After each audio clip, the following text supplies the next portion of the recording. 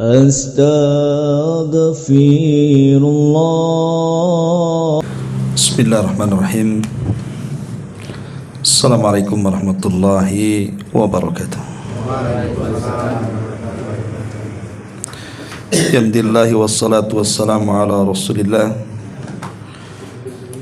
wa ala alihi wa sahbihi wa mawalah wa la hawla wa la quwata illa billahi wa ba'du. Alhamdulillah, di malam ini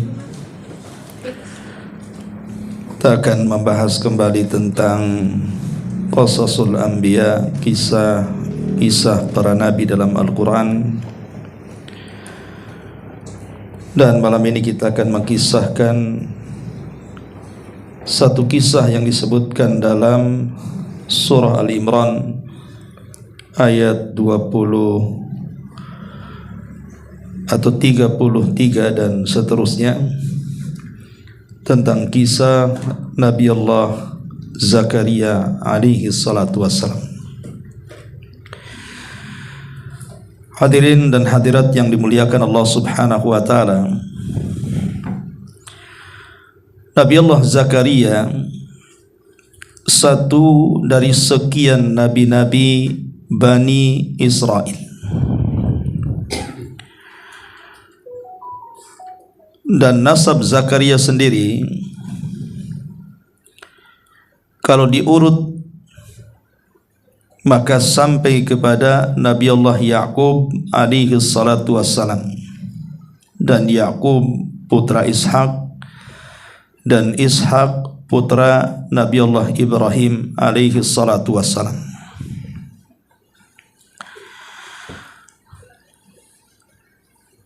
Tetapi Al-Hafidh Ibnu Asakir dalam kitabnya Tarikh Ad-Dimashqi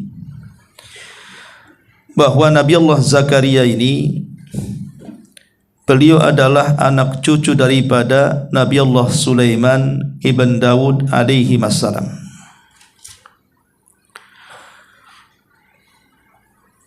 Tapi yang jelas bahwa nasab Zakaria alaihi salatu wassalam sampai kepada Nabi Allah Ibrahim alaihi salam.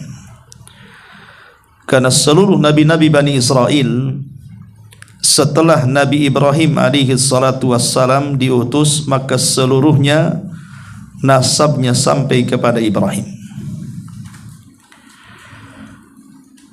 Ma'asyiral muslimin wal muslimat rahimani wa rahimakumullah. Adapun Zakaria sendiri, istrinya adalah Isa. Isa ini saudari daripada Hanna. Dan Hanna sendiri adalah istri daripada Imran, yang disebutkan di dalam Al-Quran namanya surah Al-Imran. Jadi Al-Imran dengan Zakaria itu dua-duanya adalah imam di Masjid Al-Aqsa. Keduanya adalah tokoh di Baitul Maqdis. Lah kebetulan Al-Imran sendiri memiliki istri namanya Hanna, dan Hanna memiliki saudari namanya Isa yang menikah dengan Nabi Allah Zakaria. Makanya nanti hubungannya ketika Hanna melahirkan Maryam, kemudian Maryam melahirkan Isa bin Maryam, maka ada hubungan kekerabatan antara Isa bin Maryam dengan Nabi Allah Yahya putra Zakaria. Karena tiga nabi ini hidup dalam satu zaman. Zakaria, putranya Yahya, dan juga cucu daripada Al-Imran, Isa ibnu Maryam alaihimussalam. Ma'asyiral muslimin wal muslimat rahimani wa rahimakumullah. Kisah Nabi Allah Zakaria ini tidak lepas daripada kisah Al-Imran. Makanya kisahnya disebutkan dalam beberapa ayat dalam surah Al-Imran dan dikait-kaitkan dengan keluarga Imran. Baik, kita akan baca ayat-ayatnya tentang kisah Nabi Allah Zakaria. Di dalam surah Al-Imran ayat 33, Allah Subhanahu wa taala berfirman, Inna Allah astafa Adam wa Nuhan wa ala Ibrahim wa ala Imran 'alal alamin. Sesungguhnya Allah Subhanahu wa taala telah memilih Adam, memilih Nuh, keluarga Ibrahim dan keluarga Imran di atas seluruh alam pada zamannya. Kenapa hanya 4 orang ini saja yang menjadikan pilihan oleh Allah Subhanahu wa taala sementara para nabi banyak? Adapun Adam alaihi salatu wassalam menjadi nabi pilihan karena dia adalah bapa bagi seluruh manusia. Adapun Nuh alaihi salatu wassalam menjadi pilihan karena dia awal dari seluruh para rasul. Adapun keluarga Ibrahim karena darinya lahir para nabi dan rasul. Adapun keluarga Imran karena melahirkan turunan yang merupakan akhir dari seluruh nabi Bani Israel, Isa ibnu Maryam, dan Maryam putri daripada Imran, Imam Baitul Maqdis. Ma'asyiral muslimin wal muslimat rahimani wa rahimakumullah. Kemudian Allah mengatakan dzurriyyatan ba'dhuha min ba'din wallahu samiun alim. Mereka adalah satu keturunan, sebagiannya adalah keturunan dari sebagian yang lainnya. Jadi seluruh para nabi itu ada keterkaitan dengan nabi-nabi sebelumnya. Seperti Nabi SAW, kalau diurut nasabnya sampai kepada Ismail, dan Ismail putra daripada Ibrahim. Termasuk juga nabi dari seluruh nabi-nabi yang akhir dari nabi-nabi Bani Israel, Isa bin Maryam. Kalau diurut nasabnya sampai kepada Yakub, dan Yakub putra daripada Ishak, dan Ishak putra daripada Ibrahim. Jadi sebagian mereka para nabi itu adalah keturunan bagi sebagian yang lainnya. Kemudian Allah Subhanahu wa taala mulai menceritakan kisahnya. Idz qalat imra'atu Imrana Rabbi inni nadhartu laka ma fi batni muharraran fataqabbal minni innaka antas samiul alim. Ingatlah ketika istri Imran, siapa istri Imran? Hannah, berkata dan berdoa, wahai Rabbku, sesungguhnya aku bernazar kepadamu, apa yang ada di dalam kandunganku murni kalau lahir hanya diberikan untukmu, artinya berkhidmat di Baitul Maqdis. Maka terimalah nazar dariku, sesungguhnya engkaulah yang maha mendengar lagi maha mengetahui. Kita tahu bahwa Hannah dan juga Al-Imran ini sudah lama tidak memiliki keturunan. Sampai dikisahkan dalam kisah Israiliyat, tatkala kemudian keduanya sedang berjalan-jalan di padang pasir, tiba-tiba melihat ada burung yang sedang merawat anak-anaknya. Kemudian kerinduan Hannah ingin memiliki anak. Dari situlah kemudian dia bernazar dan mengatakan, kalau seandainya engkau ya Rabb kabulkan permintaanku, engkau anugerahkan kepadaku keturunan, maka aku janji keturunan ini aku akan gunakan untuk berkhidmat kepadamu. Aku akan serahkan ke Baitul Maqdis. Tapi kemudian ketika Allah Subhanahu wa taala kabulkan, maka Al-Imran ini meninggal sebelum lahirnya keturunannya. Maka kemudian Allah mengatakan, falamma wada'atha qalat rabbi inni wada'tuhal untha wallahu a'lamu bima wada'at wa laysa dzakaru kal untha wa inni sammaituha Maryam wa inni u'idzuha bika wa dzurriyyataha minasyaitonir rajim. Ketika kemudian Hanna pun hamil dan melahirkan, maka Hanna melihat bahwa yang dilahirkan itu bukan sebagaimana keinginannya. Dia menghendaki anak laki-laki, rupanya Allah Subhanahu wa taala mengabulkan anak perempuan. Makanya dia mengatakan, ya Rabb, aku telah melahirkan anak perempuan. Padahal Allah lebih tahu apa yang dia, maksudnya istri Imran, lahirkan.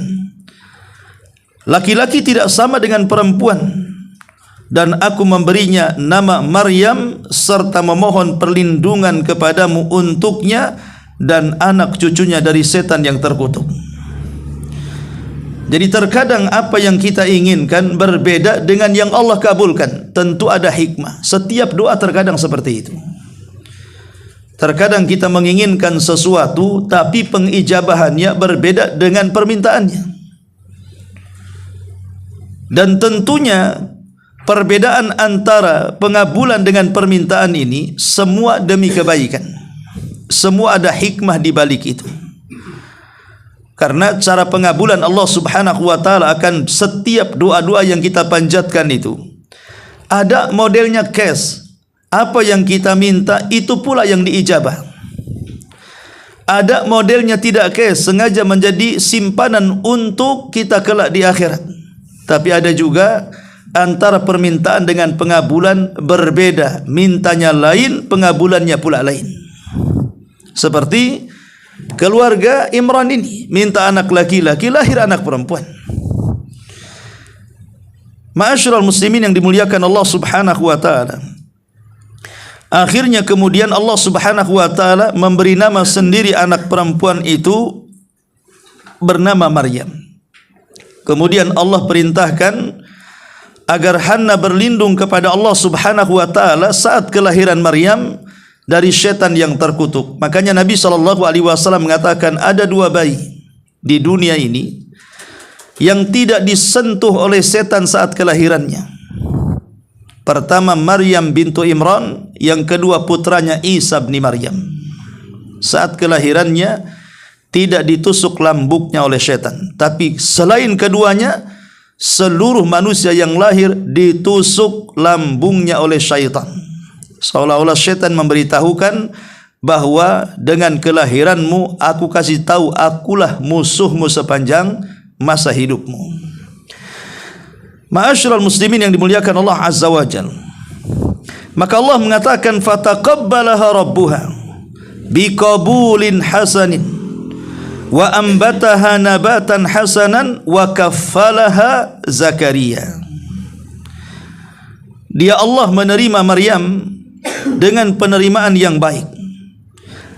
Kemudian Allah membesarkannya dengan pertumbuhan yang baik dan menyerahkan pemeliharaannya kepada Nabi Allah Zakaria. Ma'asyiral muslimin yang dimuliakan Allah Azza wa Jalla, kita tahu bahwa walaupun Imran dengan Zakaria ini dua-duanya imam di Baitul Maqdis, tapi Bani Israel secara hati lebih mencintai Al-Imran dibandingkan Zakaria. Karena dia adalah tokoh yang sangat dimuliakan, dihargai dan juga ditinggikan di tengah-tengah Bani Israel. Maka seluruh para ulama Baitul Maqdis, orang-orang alim ahli ibadah di Baitul Maqdis, menginginkan bahwa mereka lah ingin merawat Maryam. Mereka semua ingin bahwa kami yang merawatnya, sebagai bentuk berterima kasihnya mereka kepada Imran yang sudah meninggal dunia.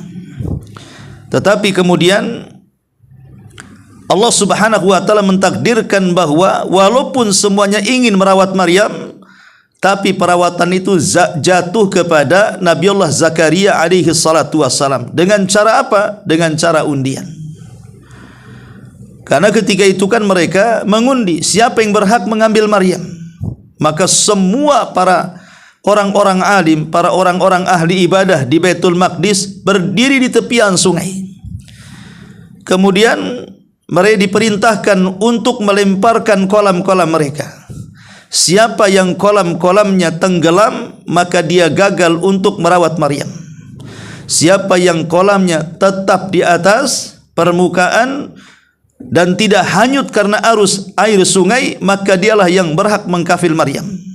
Rupanya seluruh kolam-kolam para ulama, para ahli ibadah Baitul Maqdis tenggelam semuanya, kecuali kolamnya Nabi Allah Zakaria.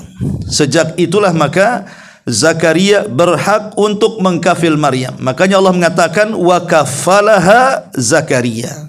Maka Zakarialah yang berhak merawatnya, mengkafilnya. Ma'asyiral muslimin wal muslimat rahimani wa rahimakumullah. Maka Nabi Allah Zakaria yang sekaligus paman daripada Maryam, karena bagaimanapun ibunda Maryam dengan istri Zakaria kan saudari kandung. Berarti Maryam dengan Nabi Allah Zakaria jatuhnya paman. Makanya kemudian Zakaria ini merawat bagaikan anaknya, apalagi memang Zakaria sendiri tidak punya anak. Dan juga Isa istrinya juga mandul sampai tua. Ada yang mengatakan sampai usia 100 tahun, istrinya 9 tahun, belum punya anak. Walaupun akhirnya mereka pun punya anak, tapi saat mereka mengkafil Maryam, mereka tidak punya anak, sehingga mereka bahagia, seolah-olah ada anak angkat di tengah-tengah mereka. Maka Zakaria pun berusaha merawat Maryam sebaik-baiknya, dan dia tidak pernah keluar dari mihrabnya. Apa yang dilakukan Maryam dan diajarkan Zakaria kepada Maryam hanya untuk beribadah kepada Allah sesuai dengan nazar ibundanya, berkhidmat di Baitul Maqdis, sehingga Maryam tidak pernah keluar dari mihrabnya, hanya beribadah saja di dalam mihrab itu. Ya Maryam uqnuti wasjudi li rabbiki. Wahai Maryam, beribadahlah, rukulah, sujudlah, dan dekatkan dirimu kepada Allah Subhanahu wa taala. Lah disinilah terjadi keajaiban. Karena siapapun yang dekat dengan Allah Subhanahu wa taala, pasti Allah akan memberikan keajaiban dalam hidupnya. Di sini Allah Subhanahu wa taala mengatakan kullama dakhala 'alaiha Zakaria al-mihrab wajada 'indaha rizqa. Setiap kali Zakaria masuk ke mihrabnya Maryam. Jadi setiap kali Zakaria masuk ke mihrabnya Maryam, maka Zakaria mendapatkan dalam mihrab itu makanan di sisi Maryam. Tentu karena Zakaria ini ayah angkat Maryam, dia takut kalau seandainya ada seseorang yang hendak menggoda Maryam dengan mengirimkan makanan-makanan. Entah dia laki-laki untuk menggoda Maryam, atau mengambil hati Maryam dengan cara setiap hari mengirimkan makanan. Sehingga wajar kemudian Zakaria bertanya selaku ayah angkatnya kan, dan mengatakan kepada Maryam ini, qala ya Maryam anna laki hadha, dari mana makanan ini? Apalagi makanan ini dikisahkan oleh beberapa ahli tafsir makanannya aneh. Anehnya maksudnya bukan tidak dikenal, tapi makanan di musim dingin ada pula di musim panas. Makanan yang harusnya tumbuh di musim panas ada pula di musim dingin. Dengan kata lain, belum waktunya musim sudah ada. Sehingga makin aneh di sini. Makanya wajar kalau Zakaria bertanya, "Ya Maryam, anna laki hadza?" Dari mana makanan ini? Ya, tentu kekhawatiran seorang bapa juga, takutnya ada laki-laki yang menggoda Maryam dengan mengirimkan banyak makanan. Maka Maryam alaihi salatu wassalam menjelaskan soal makanan itu. Apa kata Maryam? Qalat huwa min indillah, innallaha yarzuqu man yasha bighairi hisab. Maryam pun menjawab pertanyaan Nabi Allah Zakaria untuk menghilangkan keraguan-raguannya. Maka Maryam mengatakan, sesungguhnya makanan ini semuanya datang dari Allah Subhanahu wa taala. Karena makanan ini tiba-tiba sudah ada, setiap hari ada, setiap habis ada makanan, setiap habis ada makanan. Maka Maryam mengatakan, ini semua datang dari Allah Subhanahu wa taala, dan sesungguhnya Allah memberikan rizki kepada siapa yang Ia kehendaki tanpa ada perhitungan. Dan ini kata para ulama bagian daripada karamah Maryam bintu Imran, karamah yang diberikan kepada wali-wali Allah Subhanahu wa taala. Walaupun Al-Imam Ibn Hazm dia berpendapat lain bahawa ini mukjizat Maryam, dan Maryam ini salah satu nabi dari kalangan wanita. Tetapi pendapat ini dibantah oleh para ulama. Tidak ada nabi dari kalangan wanita, semua nabi laki-laki. Tidak ada nabi dari kalangan wanita, semua nabi kalangan laki-laki. Adapun keanehan Maryam ini bukan mukjizat, tetapi dia adalah karamah, keanehan yang diberikan oleh Allah Subhanahu wa taala kepada wali-walinya. Ma'asyiral muslimin wal muslimat rahimani wa rahimakumullah. Saat Nabiullah Zakaria melihat ada keanehan pada makanan itu. Kenapa makanan di musim dingin ada di musim panas? Kenapa makanan di musim panas ada di musim dingin? Artinya Allah tidak mustahil mengabulkan sesuatu yang dianggap mustahil manusia, bagi Allah itu mudah.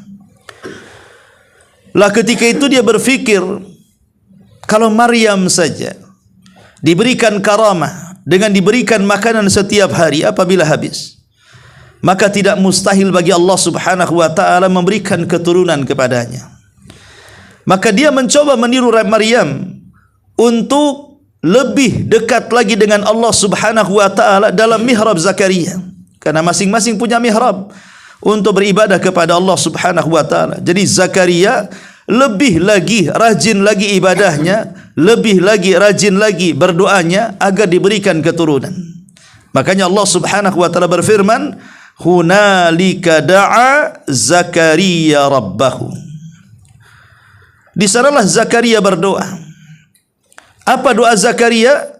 Qala rabbi habli min ladunka dzurriyyatan thayyibatan innaka sami'ud du'a.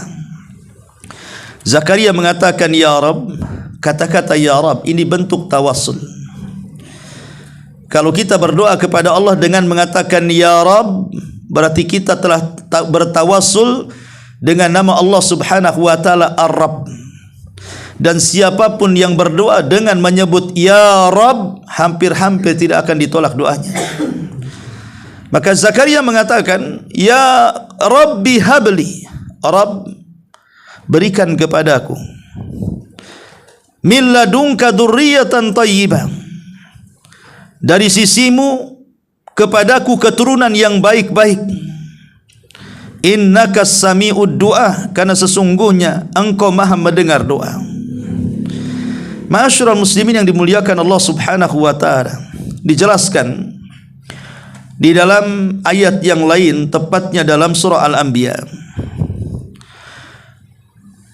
di mana Nabi Allah Zakaria saat berdoa itu terkandung 3 perkara yang kalau kita meniru doanya Zakaria, insya-Allah kita yakin dengan Allah, maka Allah pasti akan mengabulkan doanya. Apa 3 perkara dalam doa Zakaria itu? Sebutkan dalam surah Al-Anbiya ayat 90. Allah Subhanahu wa taala mengatakan,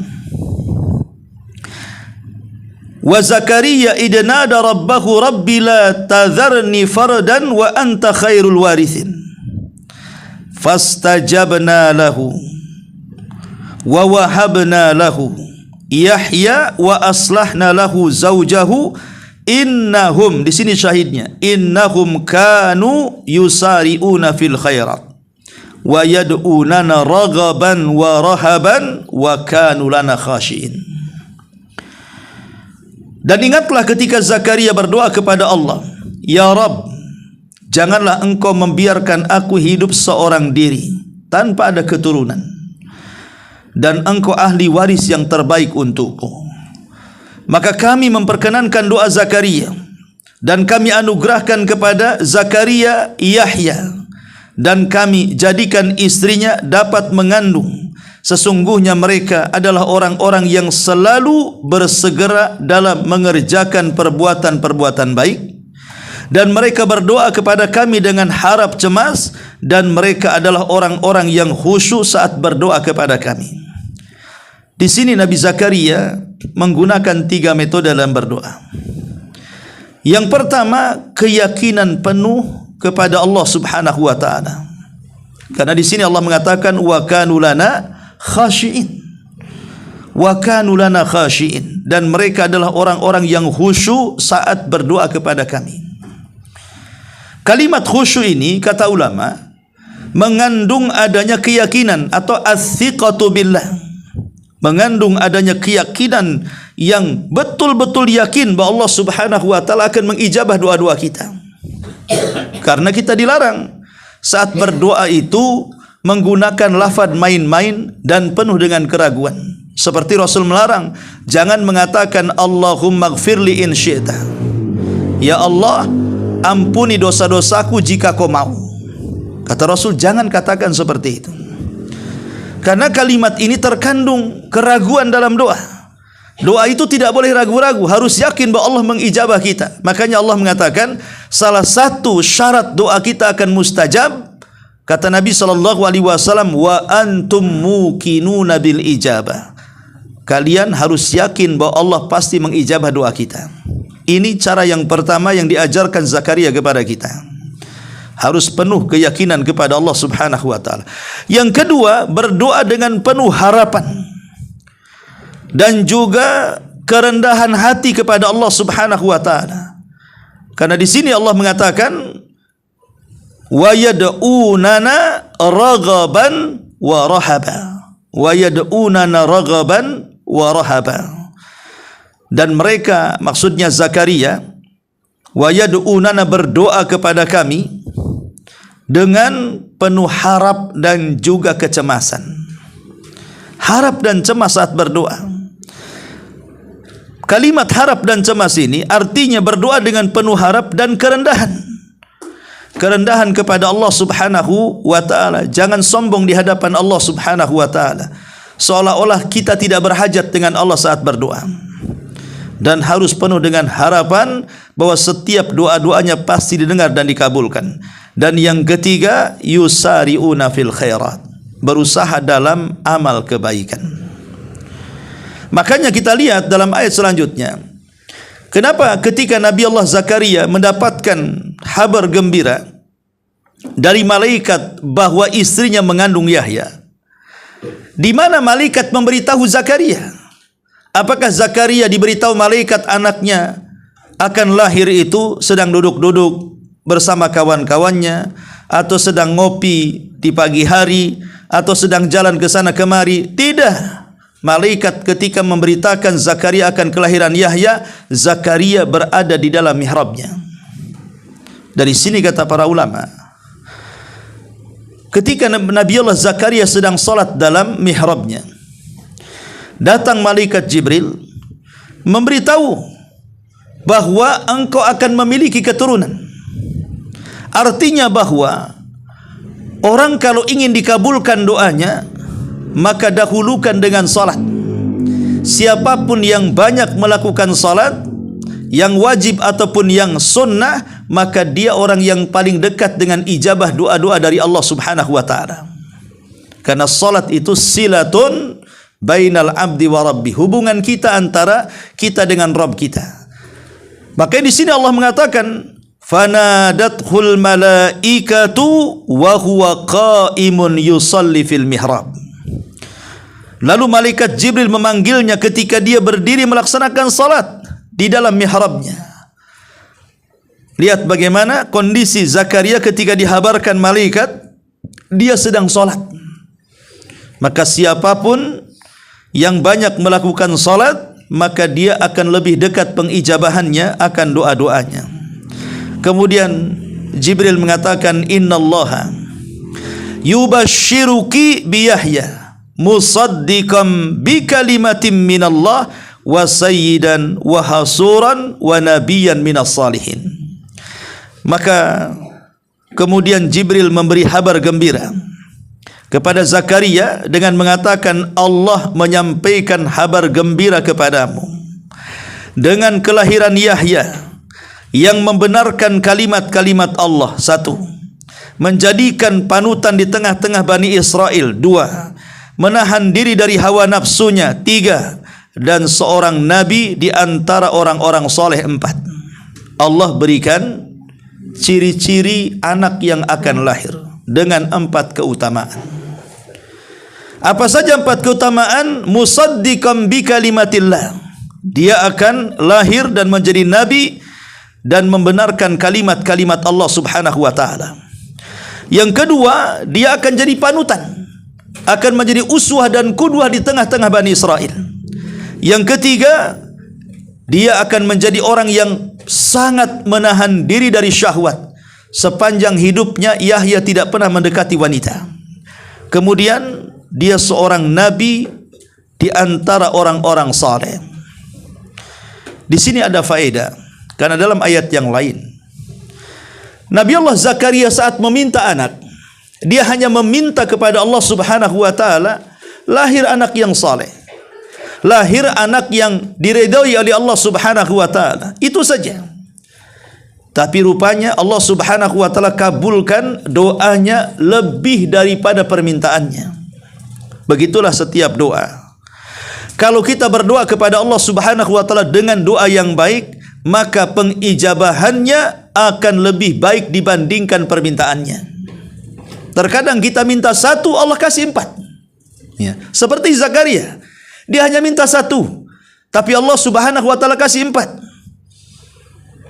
Dari sini menunjukkan apa? Siapapun yang sungguh-sungguh berdoa kepada Allah Azza wa Jalla dengan doa-doa kebaikan, maka Allah Subhanahu wa taala akan mengabulkan dengan pengabulan yang lebih dibandingkan permintaannya.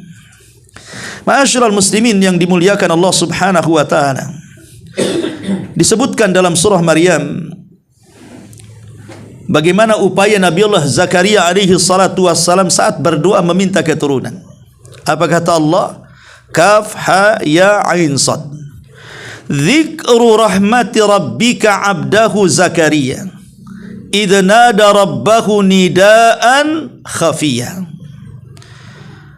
Allah mengatakan kaf ha ya ain sad. Yang dibacakan ini adalah penjelasan tentang rahmat Rabbmu kepada hamba Allah Zakaria, yaitu ketika dia berdoa kepada Rabbnya dengan suara yang lirih. Apa maknanya suara yang lirih? Karena Nabi Allah Zakaria ini sudah tua. Bahkan dia jelaskan sendiri bagaimana dia sudah tua, sudah renta, sudah beruban, perempuannya juga mandul. Kalau seandainya doanya diketahui manusia, tentu akan ditertawakan. Kalau seandainya Zakaria berdoa terang-terangan, kemudian didengar oleh Bani Israel, terutama orang-orang Yahudi Bani Israel, tentu mereka akan mengejek Zakaria. Mungkin mereka akan mengatakan, alah kau sudah tua, sudah renta, sudah kakek, sudah nenek, kok mau minta yang aneh-aneh, kan begitu. Makanya di sini Nabi Allah Zakaria saat berdoa, dia senantiasa dengan lirih bagaimana caranya orang tidak tahu dengan doanya. Karena yang dimintanya itu menurut pandangan manusia sesuatu yang besar, sesuatu yang mustahil. Tapi Nabi Allah Zakaria sangat yakin permintaan yang besar kalau dimohonkan kepada Rabb yang sangat besar, maka permintaan besar itu kecil di hadapan Rabb yang maha besar itu. Makanya Zakaria mengatakan, qala rabbi inni wahanul azmi minni washta'ala ra'su syaiba walam akun bidu'aika rabbi syakiya wa inni khiftul mawaliya min wara'i wa kanat imra'ati akiran fahabli min ladunka waliya yarithuni wa yarithu min ali ya'qub waj'alhu rabbi radiyya. Apa kata Zakaria? Wahai Rabbku, sesungguhnya tulangku telah lemah. Namanya sudah tua. Nanti antum akan merasakan kalau sudah usia mungkin 70-80 tahun. Mungkin berjalan saja sudah susah. Yang sering saya contohkan, naik tangga, tangganya disalahkan. Padahal badannya yang sudah tak kuat naik. Ya. Jalan di jalan, nggak tahan jalan yang disalahkan. Siapa yang ngaspal katanya? Padahal dia nggak sanggup jalan sebenarnya. Itu maknanya bahwa tulang-tulangku, kata Zakaria ini, sudah tidak kuat lagi, sudah lemah. Ya. Kemudian washta'ala ra'su syaibah, yang kedua, kepalaku telah penuh dengan uban. Artinya sudah mendekati dengan kematian. Karena uban itu alamah min alamah qurbil mauti. Dia adalah tanda dari tanda dekatnya kematian, adalah uban yang merubah seluruh warna rambut dalam badan kita. Kemudian yang ketiga, walam akun bidu'aika rabbi syaqiyya, dan aku tidak pernah kecewa dalam berdoa kepadamu wahai Rabbku. Artinya Nabiullah Zakaria walaupun sudah renta, sudah tua, sudah tak sanggup lagi jalan, tapi dia tidak pernah berhenti berdoa. Dari sini menunjukkan apa? Kesungguhan dalam berdoa.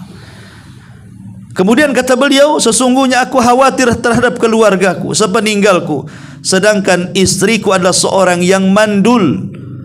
Anugerahkan kepadaku seorang anak di sisimu ya Rabb. Ada yang mengatakan akhir ini bukan berarti sama sekali istri Zakaria ini tidak punya anak.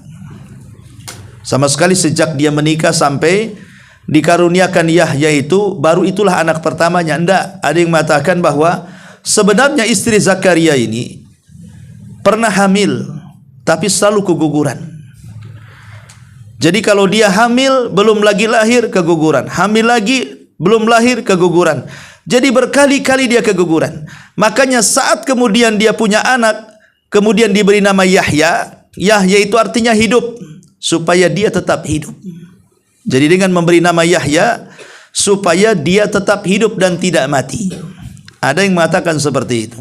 Tapi ada yang mengatakan ya mandul-mandul, artinya tidak punya anak sejak menikah, dan baru punya anak setelah lahirnya Yahya alaihi salatu wassalam. Ma'asyiral muslimin wal muslimat rahimani wa rahimakumullah. Ketika para malaikat ini memberitakan bahwa istrinya mengandung, ya, maka Nabi Zakaria ketika itu sempat tidak percaya, tidak yakin kalau doanya diijabah oleh Allah Subhanahu wa taala. Makanya dia mengatakan qala rabbi anna yakunu li ghulamun wa qad balaghani al-kibaru wa imraati akhir. Wahai Rabbku, bagaimana aku bisa mendapatkan anak sedangkan aku sudah tua renta dan istri pun mandul, ya. Tetapi bagaimana jawaban Allah? Qala kadzalika Allahu yaf'alu ma yasha. Allah berfirman, demikianlah Allah melakukan sesuatu sekehendaknya. Allah bisa membuat orang punya keturunan, Allah juga bisa membuat orang tidak punya keturunan. Allah bisa membuat orang punya anak, Allah juga bisa membuat orang tidak punya anak. Allah bisa berkehendak sesuka hatinya. Bagi Allah Subhanahu wa taala itu mudah. Tinggal kun fayakun. Idza arada syai'an an yaqula lahu kun fayakun. Maka saking senangnya Nabi Allah Zakaria, karena di zaman itu kan tidak ada alat deteksi seperti di zaman sekarang. Kalau sekarang ini istri hamil sebulan kemudian muntah-muntah, kemudian gak enak makan, maunya yang asam-asam, mungkin kita katakan mungkin sedang hamil. Ayo kita ke bidan, kita cek dan begitu seterusnya. Dan kehamilannya langsung diketahui. Tapi kan di zaman Zakaria, zaman jadul dulu, macam mana ada alat-alat? Sehingga Nabi Allah Zakaria ingin meminta kepada Allah tentang alamat. Kalau memang istrinya mengandung, apa alamatnya? Ciri-cirinya apa? Karena di zaman itu tidak secanggih zaman sekarang, ada alat-alat yang bisa mendeteksi kehamilan walaupun hanya usia 1 bulan kan gitu. Dan Nabi Zakaria tidak mau ditunda-tunda, tidak mau alamat itu datang setelah kehamilannya sebulan, 2 bulan, 3 bulan, enggak. Dia minta ketika istrinya hamil, disitulah dia minta alamatnya. Saking apa? Kerinduannya ingin punya keturunan. Makanya kemudian dia mengatakan, qala rabbi ij'al li ayah. Qala rabbi ij'al li ayah. wahai Rabbku, berikan aku satu tanda kehamilan istriku.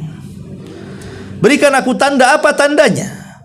Kalau istriku sedang hamil ini, maka Allah Subhanahu wa taala mengatakan, qala ayatuka alla tukalliman nas thalathata ayyamin illa ramza wadhkur rabbaka katsiran wasabbih bil asyi wal ibkar. Maka Allah Subhanahu wa taala memberikan tanda-tanda alamatnya. Kata Allah, tandanya bagimu adalah engkau tidak dapat berbicara dengan manusia selama 3 hari, kecuali dengan isyarat. Sebutlah nama Rabbmu sebanyak-banyaknya dan bertasbihlah pada waktu petang dan juga pagi hari. Jadi saat Isa istrinya belum hamil, Zakaria keluar rumah, biasa bicara dengan orang, ngobrol dengan orang, berdakwah kepada orang dan begitu seterusnya. Hari kedua juga begitu, hari ketiga, pas ketika di hari istrinya betul-betul hamil, ketika dia keluar kemudian hendak berbicara, langsung tidak bisa bicara. Tidak bisa bicara. Tetapi kalau dia bertasbih, bertahmid, bertakbir, bunyi itu. Tapi kalau ngomong tidak bisa.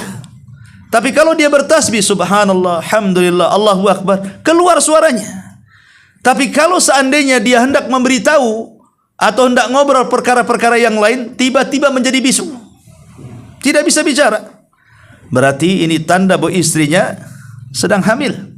Ya, itulah tanda-tandanya. Maka Nabiullah Zakaria ketika betul-betul istrinya, dia tidak bisa sama sekali bergerak lisannya, kecuali hanya bertasbih, hanya bertakbir, bertahmid dan begitu seterusnya.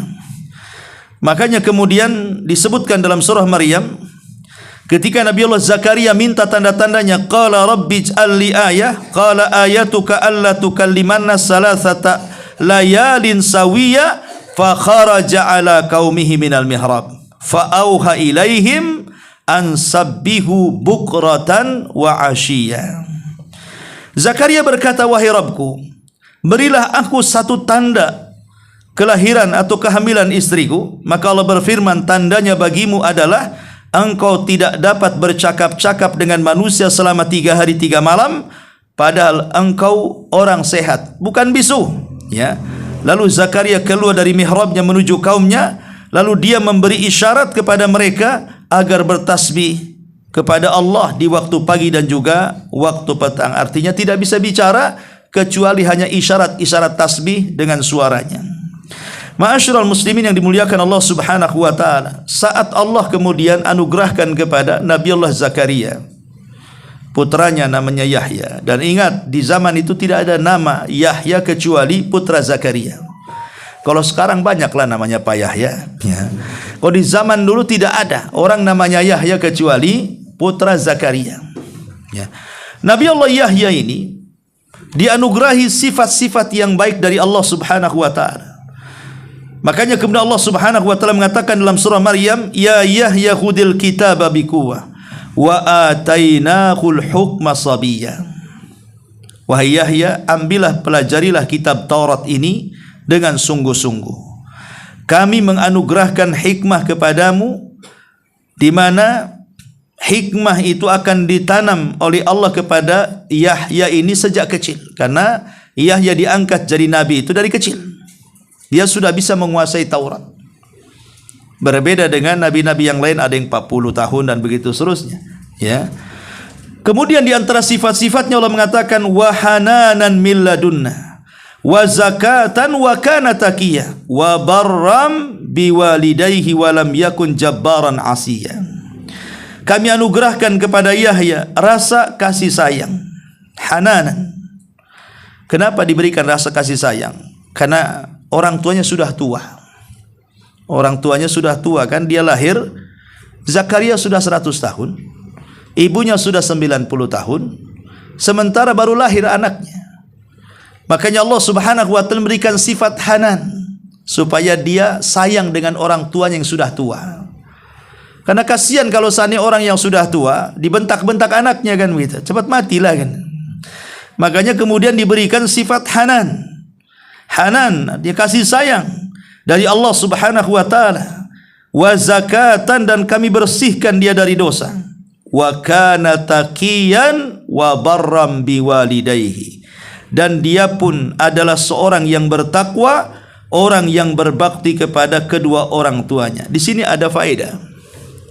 Ketika Allah Subhanahu wa taala menyebutkan kalimat takwa, kemudian setelahnya bicara tentang birrul walidain, ulama mengatakan seseorang tidak mungkin mendapatkan tingkat ketakwaan kalau dia belum bisa berbuat baik kepada orang tua.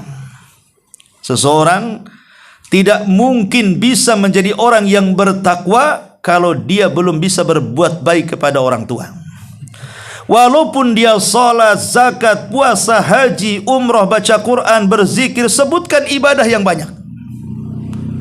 Sebutkan, walaupun infaknya segunung Uhud sekalipun berupa emas, kalau dia menjadi anak yang durhaka kepada orang tua, maka selamanya dia bukan orang yang bertakwa. Karena di sini Allah Subhanahu wa taala menyebut kalimat birrul walidain setelah kalimat takwa. Wa kana taqiyan wa barram biwalidayhi, dan dia pun dijadikan oleh Allah seorang yang bertakwa, orang yang senantiasa berbakti kepada kedua orang tua, walam yakun jabbaran asiya, dan dia bukan orang yang sombong lagi durhaka. Ma'asyiral muslimin wal muslimat rahimani wa rahimakumullah, dan dia pun berdoa kepada Allah Azza wa Jalla, wa salamun alaihi yauma wulida wa yauma yamutu wa yauma yub'atsu hayya. Kesejahteraan bagi Yahya pada hari dilahirkan, pada hari diwafatkan, dan pada hari dibangkitkan. Sudah saya jelaskan bahwa kita meminta kepada Allah Subhanahu wa taala seperti permintaan Yahya kepada Allah agar diselamatkan di 3 kondisi: saat dilahirkan, saat diwafatkan, dan saat dibangkitkan. Dari mana? Dari gangguan syaitan. Saat dilahirkan agar kita dijauhkan dari syaitan. Kemudian hidup di dunia juga sama, saat meninggal juga sama, saat dibangkitkan juga sama. Minta keselamatan kepada Allah Subhanahu wa taala. Ma'asyiral muslimin wal muslimat rahimani wa rahimakumullah. Adapun kematian Nabi Allah Zakaria alaihi salatu wassalam menjadi perselisihan para ulama. Bagaimana cara meninggalnya? Karena kita tahu bahwa kematian para nabi itu berbeda dengan kematian para rasul. Kalau kematian para rasul, mustahil seorang rasul ataupun ulul azmi minar rusul dibunuh secara sadis oleh kaumnya. Tidak ada satupun rasul dari ulul azmi yang dibunuh secara sadis, di mana semua rasul ulul azmi itu meninggal dalam kondisi normal. Kalau ancaman pembunuhan ya, tapi tidak berhasil. Nuh alaihi salatu wassalam sempat diancam oleh kaumnya untuk dibunuh. Makanya dia mengatakan, Rabbi inni maghlubun fantasir. Ya Rabb, aku hampir dikalahkan. Artinya hampir dibunuh kaumku. Fantasir, tolong aku. Tapi Nuh tidak jadi dibunuh. Nuh diselamatkan dengan azab yang menimpa kaumnya. Akhirnya diselamatkan oleh ke atas perahu. Setelah kemudian selamat, dia sakit kemudian meninggal. Kemudian Nabi Ibrahim, walaupun ancaman pembunuhan berkali-kali, yang jelas adalah dia pernah dilempar ke dalam api. Tapi Allah Subhanahu wa taala tidak menjadikan Ibrahim mati terpanggang dalam api. Bahkan Allah mengajarkan kalimat untuk membuat api tunduk kepada Ibrahim, Qul ya naru kuni bardan wa salaman ala Ibrahim. Katakan wahai api dingin, kemudian selamatkan Ibrahim. Maka Ibrahim tidak terbakar. Upaya pembunuhan ada, tapi dia tidak dibunuh dengan sadis. Sampai Ibrahim akhirnya hijrah ke Haran, hijrah ke Palestina, hijrah ke Mesir, balik lagi ke Palestina, hijrah ke Arab, balik lagi ke Palestina, artinya meninggal di Palestina. Kemudian siapa lagi? Nabi Musa. Nabi Musa berkali-kali mau dibunuh saat Fir'aun mengejar dengan tentaranya, kemudian terhadang dengan lautan, yang Bani Israel sudah ketakutan dan mengatakan wa inna la mudrakun, kami sudah dikepung oleh Fir'aun dan tentaranya. Macam mana ini wahai Musa? Maka Musa pun berdoa kepada Allah. Akhirnya Musa mengatakan, inna ma'iya rabbi sayahdin, kebersamaan kita dengan Allah pasti Allah akan menolong kita. Akhirnya Allah merintahkan untuk memukul tongkatnya. Jadilah lautan menjadi 12 jalan. Musa pun selamat dan Fir'aun pun ditenggelamkan. Musa tidak mati dibunuh, tapi Musa meninggal dengan takdir Allah di Ardut Tih. Ketika Bani Israel diazab 40 tahun tidak bisa keluar dari negeri itu. Adapun Isa bin Maryam juga sama. Ada upaya pembunuhan. Sampai kemudian orang-orang Romawi yang mengepung Isa bin Maryam, mereka tidak berhasil menangkap Isa, tapi menangkap yang diserupakannya. Yang diserupakan Isa itulah kemudian ditangkap, digantung, disalib dan dibunuh. Sehingga orang Yahudi mengklaim sudah membunuh Isa dan mengatakan qatalnal Masih ibn Maryam. Kami sudah membunuh Isa, tapi Allah bantah, wa ma qatalu wa ma sallabu walakin syubbiha lahu bal rafa'ahu Allahu ila sama. Isa tidak dibunuh, Isa tidak disalib, bahkan Isa diserupakan, bahkan Isa diangkat ke langit. Sampai hari ini Isa belum mati dan akan meninggal di akhir zaman. Termasuk Nabi SAW upaya pembunuhan berkali-kali. Berkali-kali mau diracun, mau ditindih dengan batu dari atap dalam perang Bani Quraisy. Ya. Kemudian saat hijrah dikepung oleh pasukan Quraisy, di mana siapa yang memenggal kepalanya dapat 100 ekor unta lewat perintah Abu Jahal. Tapi Nabi SAW selamat dan meninggal karena sakit. Intinya bahwa ulul azmi minar rusul tidak ada yang dibunuh dengan sadis. Tapi selain mereka, selain para rasul, para nabi, macam-macam cara kematiannya. Contoh Yahya dibunuh dengan cara dipenggal oleh Raja Herodus, yang karena Yahya ketika itu tidak memfatwakan sebuah fatwa yang memuaskan kerajaan. Karena ketika itu Raja Herodus dia menikah dengan wanita dari kerabatnya, dan secara syariat Yahya itu haram, tidak boleh. Sama juga dengan kita lah, ada wanita-wanita yang haram dinikahi. Ya. Akhirnya raja minta fatwa kepada Yahya. Yahya tidak bisa. Yang namanya haram tetap haram sampai kiamat. Akhirnya dari pihak wanita marah, kemudian menggoda sang raja. Akhirnya raja tergila-gila dengan wanita itu. Kata wanita itu, kau boleh menikahi aku, maharnya penggal kepala Yahya. Akhirnya kemudian mereka pun menangkap Yahya, kemudian memenggal kepalanya sebagai bentuk mahar wanita pelacur untuk sang raja. Walaupun al-jaza min jinsil amal, balasan itu disesuaikan dengan amalannya. Sebagaimana raja ini zalim kepada Nabi sehingga memenggal kepala Yahya, Allah kirim penguasa yang jauh lebih zalim daripada raja ini. Akhirnya menyerang kerajaan itu, kemudian menghancurkan, mulantakkan seluruh kerajaannya. Datang Buhtun Nasr dari Babil, kemudian menyerang Palestina. Raja yang memenggal Yahya dibantai habis-habisan, orang-orangnya menjadi budak, laki-lakinya dibantai, negaranya dihancurkan. Al-jaza min jinsil amal namanya kan. Balasan disesuaikan dengan amalannya. Lah ketika Yahya meninggal dunia, tentu mereka takut dengan pengaruh Zakaria. Cemana Zakaria, ayahnya tidak mungkin tinggal diam, karena saat dibunuh jasadnya dikembalikan kepada Zakaria tanpa kepala. Kepalanya dibawa ke istana, jasadnya diberikan kepada ayahnya Zakaria. Tentu seorang ayah, walaupun dia seorang nabi, ada sisi kemanusiaannya. Ya, pasti dia marah kan begitu. Macam mana anaknya bisa dimutilasi seperti ini? Lah dari pihak kerajaan khawatir kalau pengaruh Nabi Zakaria ini akan membuat keributan di kerajaannya. Maka kemudian keluarlah dekret dari mereka untuk membunuh Zakaria juga. Tapi kemudian para ulama berselisih pendapat tentang dengan cara apa Zakaria dibunuh itu. Al-Imam Ibnu Hazm rahimahullahu taala dalam kitabnya ya Al-Milal wan Nihal, beliau mengatakan qutila Zakaria bil hijarati, bahwa Nabi Zakaria itu dibunuh dengan dilempar dengan batu. Jadi dihancurkan kepalanya dengan batu. Dia meninggal. Ya. Tetapi Al-Imam Ibnu Ishaq, seorang pakar sejarah, dia mengatakan bahwa Nabi Allah Zakaria saat tahu bahwa dia sedang diburu, kemudian dia pun masuk ke dalam hutan. Di sinilah terjadi mukjizat, kata Imam Ibnu Ishaq, famarra bi syajaratin, maka dia pun melewati satu pohon. Tiba-tiba pohon ini bicara dan membelah dirinya. dan mengatakan, "Kemarilah wahai Zakaria, sembunyilah di sini." Tetapi masalahnya iblis yang mengikuti pelarian Zakaria melihat Zakaria ini masuk ke salah satu pohon, kemudian pakaiannya kejepit sedikit keluar. Maka saat tentara kemudian mengepung hutan tersebut, maka iblis kemudian menjelma sebagai manusia dan menunjukkan bahwa Zakaria ada di pohon itu. Kalau kau ingin membunuhnya, ambillah gergaji pohon itu, maka dia akan mati.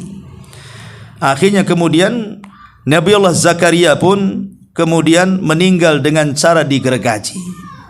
Ini menurut Al-Imam Ibnu Ishaq rahimahullahu ta'ala. Intinya dari kisah Nabiullah Zakaria ini ada beberapa faedah yang bisa kita petik. Pertama, al-iman biqada'illah. Kita harus beriman dengan keputusan Allah subhanahu wa ta'ala. Nabi Zakaria tidak lama tidak punya keturunan, tapi dia pasrah. Dia masih yakin dengan putusan Allah subhanahu wa ta'ala bahwa Allah memberikan dalam kehidupannya kehidupan terbaik. Maka kita pun harus yakin dengan putusan Allah. Yang kedua, doa tidak mungkin dikabulkan kecuali al-akhdhu bil asbab, mencari sebab.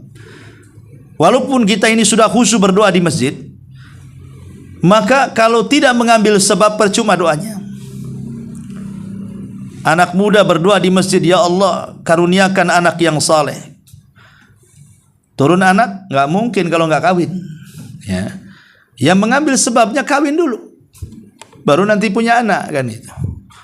Masa aku berdoa ujung-ujung anaknya depan dia bayinya, kan gitu. Ya nggak mungkin lah, akhdhu bil asbab, mencari sebab, kan gitu ya. Kemudian yang ketiga, ahammiyatud doa. Pentingnya kita berdoa kepada Allah. Sayangnya tidak ada yang tahu nilai sebuah doa kecuali para nabi, orang-orang saleh dan para pengikut para nabi. Padahal doa itu sendiri adalah ibadah. Walaupun seandainya Allah akhirkan pengabulannya, bukan berarti Allah tidak mendengar doa kita. Tetap doa yang kita panjatkan walaupun di Allah akhirkan pengabulannya tetap dapat pahala. Lalu apa ruginya? Kita sedang beribadah kepada Allah subhanahu wa ta'ala. Kemudian juga al-iktsar min dzikrillah. Di sini kita diajarkan agar kita memperbanyak zikir kepada Allah subhanahu wa ta'ala seperti Nabiullah Zakaria. Kemudian juga meminta talabu dzurriyyati salihah. Kalau kita meminta keturunan, maka mintalah seperti Zakaria. Minta anak yang saleh. Minta anak yang baik. Karena betapa banyak orang-orang yang tidak pernah berdoa kepada Allah, kemudian diberikan karunia berupa anak. Karena saat meminta anak, dia tidak pernah meminta anak yang saleh. Setelah besar anak jadi jahat, kemudian durhaka kepada orang tuanya. Kadang orang tuanya sudah tua. Terkadang ada yang marah orang tuanya, "Nak, kalau tahu kau akan durhaka kepada aku, dah kucekik waktu bayi." Ya, karena suka kurang ajarnya anak itu, kan. Maka mintalah anak yang saleh. Jangan minta anak saja, minta anak yang saleh. Karena banyak orang tua yang menyesal setelah anaknya besar. Dia tertawa saat kelahirannya, menangis setelah dia besar karena durhaka dengan orang tuanya.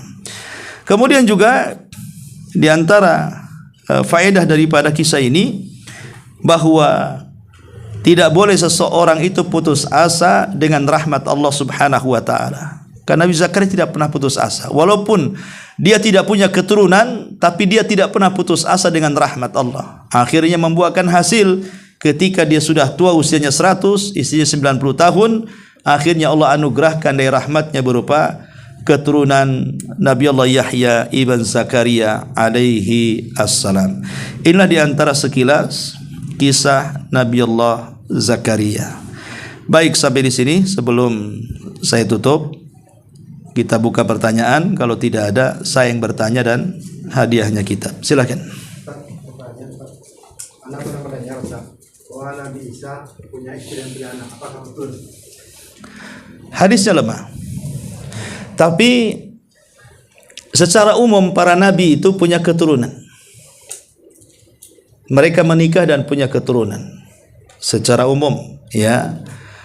Sebagaimana yang Allah Subhanahu wa taala sebutkan di banyak ayat dalam Quran, bahwa para nabi itu punya istri dan punya keturunan. Makanya Nabi SAW sendiri mencontohkan istrinya banyak dan memiliki keturunan. Adapun apakah Isa bin Maryam turun di akhir zaman, kemudian dia membunuh Dajjal, menegakkan keadilan dengan cara mematahkan salib, membunuh babi, menegakkan syariat Islam, kemudian dia juga sempat haji dan begitu seterusnya. Apakah di akhir zaman dia akan menikah dan punya keturunan? Wallahu a'lam. Memang ada riwayat tetapi lemah riwayatnya.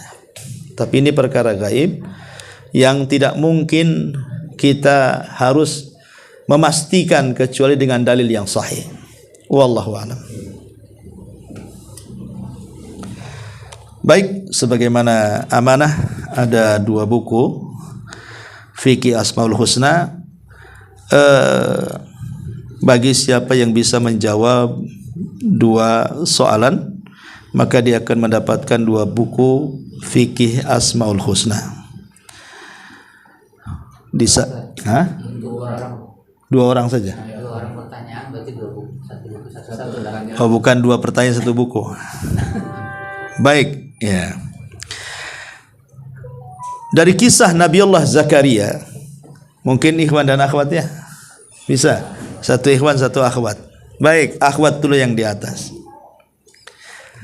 Akhwat dulu yang di atas. Bisa nanti jawabannya dikirim lewat kertas atau ya teriak sedikit, enggak apa-apa. Dekat tangga sini biar dengar. Ya. Baik, di awal kisah tadi saya menjelaskan tentang kisah Ali Imran. Di situ disebutkan 2 wanita yang mulia, istri dari 2 imam Baitul Maqdis. Siapa 2 wanita ini namanya? Halo ibu-ibu, silakan. Ahsanti, masyaallah. Hanna dan Isa. Ya, Hanna istri daripada Ali Imran dan Isa ya, pakai ain, adalah istri daripada Nabi Allah Zakaria alaihi salatu wassalam. Baik, kemudian pertanyaan yang kedua tentang kisah Nabi Allah Zakaria. Nabi Allah Zakaria berdoa kepada Allah Subhanahu wa taala dari mulai muda sampai dia tua, sampai usianya 100 tahun dan istrinya 9 tahun. Tapi tak kunjung dikabulkan. Akhirnya Allah kabulkan. Ketika Allah Subhanahu wa taala mengabulkan, maka Allah Subhanahu wa taala berikan anak itu sifat-sifat yang baik. Ada 4 sifat yang disebutkan dalam Al-Quran. Sebutkan 4 sifat ini yang Allah berikan kepada Yahya putra Zakaria. Silahkan. Apa 4 sifat ini? Atau ayatnya musaddiqan bi kalimati. Nah, udah saya kasih mukadimah. Musaddiqan bi kalimati wa sayyidan wa hasuran wa nabiyyan minas salihin. Terjemahkan aja lah tuh. Ini kan 4. Musaddiqan bi kalimati wa sayyidan wa hasuran wa nabiyyan minas salihin. Fadhal. 4 sifat Nabi Yahya. Nggak tahu, nanti saya jawab dapat kitab saya. Kalau tidak berurutan bisa apa? Enggak masalah. Yang pertama diberikan sebagai orang soleh dan berkemampuan menahan diri dari hawa nafsu. Oke. Dan juga menyampaikan dan juga membenarkan suatu kalimat atau dari firman Allah. Dan juga menjadi panutan. Ahsan, ya. Iya, benar, ya. Itulah 4 sifat yang disebutkan oleh Allah Subhanahu wa taala. Baik, dengan berakhirnya 2 soalan dan 2 hadiah, kita tutup dengan doa kafaratul majelis. Subhanakallahumma bihamdika asyhadu an la ilaha illa anta astaghfiruka wa atubu ilaik. Allahu taala alam. Assalamualaikum warahmatullahi wabarakatuh.